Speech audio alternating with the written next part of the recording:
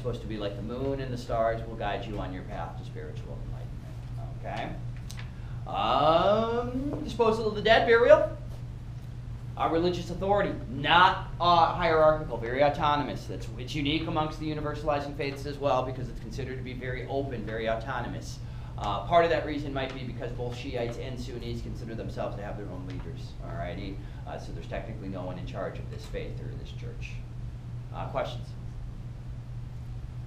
All right, again, very generally, you need to. I mentioned Judaism down at the bottom there. Okay, let's get to general characteristics of universalizing religions versus ethnic. The use of missionaries. Look, universalizing faiths use missionaries. All right, missionaries are people that actively go out and try to convert people. That's the whole point with universalizing faiths, right? They're trying to spread. They're trying to become more universal. They're not limited to a particular place. They're distributed all over. All righty. Pilgrimages as well. All righty. Some religions require pilgrimages. Remember, that's a religious trip, right? Usually to a particular holy site. The most famous example is Islam. Again, that's known as the Hajj. Remember, they're expected to go to Mecca, to the Mosque of the Hajj, right? And the goal, of course, is to reach that center area, that black tower that's called the Kaaba. All right.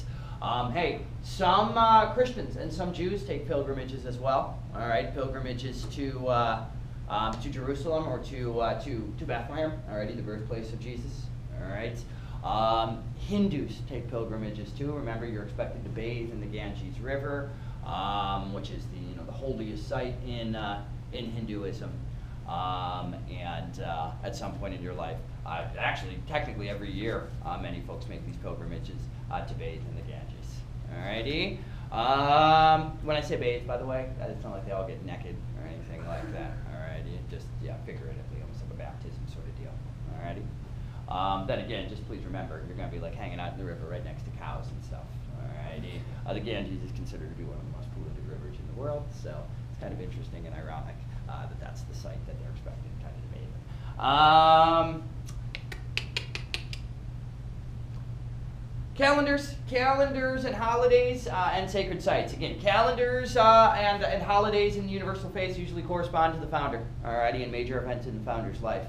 Christmas is a great example of that, alrighty. Ramadan in Islam is a great example of that, the holy month, alrighty, corresponded to Muhammad's journey from Mecca to Medina.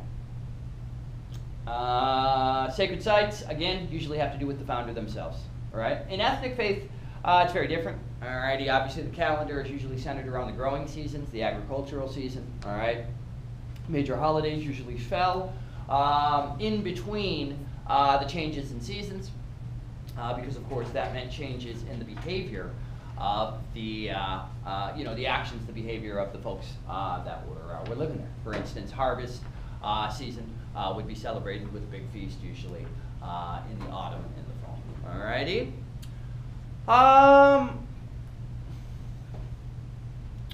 Holy places and customs and traditions. Again, holy places, I think we've already kind of hit on, usually correspond to the founder in universalizing faiths and important events in the founder's life. That's not usually the case in ethnic religions because we don't even have a founder for those faiths. Alrighty. So again, they usually correspond most closely to the environment of that place. The sacred sites, the holy places, are going to be located where it originated, where those people live. Okay. Communal versus individual worship and the effect on the structures. Again, Asian religions generally are not communal in their worship. It's more individualized. And so, of course, the religious structures are going to demonstrate that, right? They're not going to accommodate as many people. They're not going to fit as many people. All right. Again, Hinduism and Buddhism and the Eastern faiths are not communal worship. All right. All of the others, the Western faiths, I guess you could say, Judaism, Christianity, Islam, are all considered to be communal. People get together in gathering places to conduct most of their worship. Okay. Which religions employ syncretism the most? Again, Buddhism is considered the most syncretic of the world religions. All right. Because again, it doesn't have its own cosmogony, so therefore it doesn't conflict with other people's views of how the world was created. All right. Christianity is a very syncretic religion. All right. look, the messages in Christianity are considered to be very positive, very uplifting. Alrighty, and so oftentimes what we've noticed is Christianity resonates well with folks that are not as developed, I guess you could say. Alrighty, especially folks, for instance, that might have lived in poverty or lived in, in bondage and slavery. It's a religion that obviously, God created the earth. Obviously, Jesus is the Messiah, is the voice, is the child, the Lamb of God. But ultimately, a lot of these faiths that syncretize with Christianity believe in Jesus as the Messiah, alrighty, while they still retain some of their old ethnic customs or traditions as well. Alright. Disposal of the dead. Yeah, again, most of the universalizing faiths dispose of their dead via burial. Alrighty. Anyways, how our cultural landscapes change for religious reasons. Usually this involves disposal of the dead, burial. Alrighty, for instance, we're going to see the emergence of graveyards, right? Why? Because catacombs underneath some of those cities got to be so full, they ended up designating specific places, areas of land to honor the dead, and those obviously became cemeteries, graveyards. Remember, some faiths don't use burial. We believe possibly it's because they didn't want to not waste space, that's a terrible thing to say, to use so much space, especially with large populations, like in Hinduism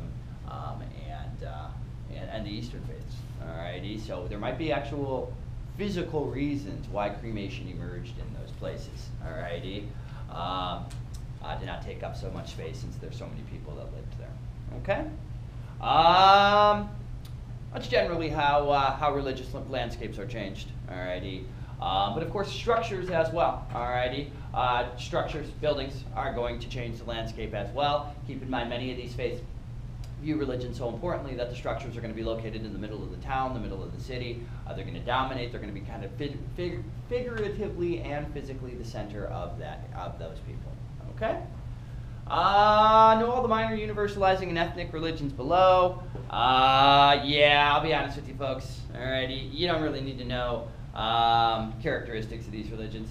Alrighty, what you really just need to know is very general stuff. Alright, Baha'i, obviously is a brand new faith. Remember, it's a very tolerant faith. It's located all throughout the world. It is considered to be a universalizing faith because it's practiced in all the continents, although it's very small. All right, very tolerant. Remember, their attitude is almost, if you believe in anything, we'll allow you to worship in our houses of worship.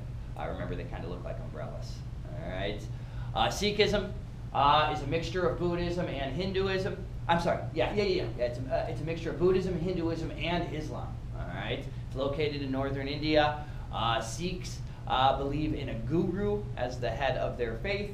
They've had, I believe, 8 to 12 gurus in their lives. In the existence of the faith, when one guru dies, they identify a new one to take over as the new head of the church. Alrighty. Again, it's located in northern India for the most part. Mormonism, obviously, also known as Latter-day Saints. I think we're pretty familiar with that. That's developed in the United States. That's a uniquely American religion. Utah is the center of that faith.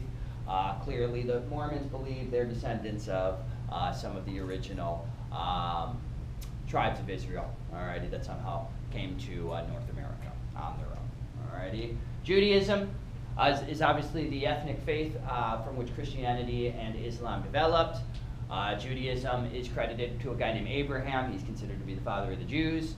Of course, Jews believe that God created the earth as well, just like Christians and Muslims. They all believe in the same God, alright. However, Jews argue the Messiah has not yet arrived. The prophet has not yet arrived. He's still to come in the future, and when he does, Jews are going to be the chosen people that are going to be taken to heaven. All right. Confucianism, Taoism, Shintoism. Of course, those are the Eastern faiths. Alrighty, they're all about balance. Alrighty, yin and yang, for instance. Living a very balanced life, and kind of peace, comfort. Alrighty, and sacrifice as well. Animism, I think we know what that is, right? Those are those ethnic faiths, the earliest of the ethnic faiths, where generally individuals would worship animate objects. That could mean things like animals. That could mean things like plants or trees. That could even mean things like mountains or bodies of water. Okay? Any questions? So folks, when I say, you need to know all of that stuff about those minor religions there, you really don't. All right? You really do not. Okay? Fundamentalism, remember, is when religion is so fundamental to you that it really determines your decisions outside. It determines non-religious decisions, like your political decisions. All righty? Now remember, the extreme form of fundamentalism, of course, is extremism, right? And that's where you engage in extreme behavior, you take extreme action, sometimes violence even, in the name of your faith, to try to have your faith be the dominant one. All right. Where does it exist the most? Oh boy. Fundamentalism exists the most in, it exists everywhere. Alrighty. I think we associate it most with the Middle East today. Alrighty, because we have a lot of Muslim extremists who are fighting to have their religion or their branch of the religion be the dominant one. Alrighty, but you need to understand we have extremism in the United States as well.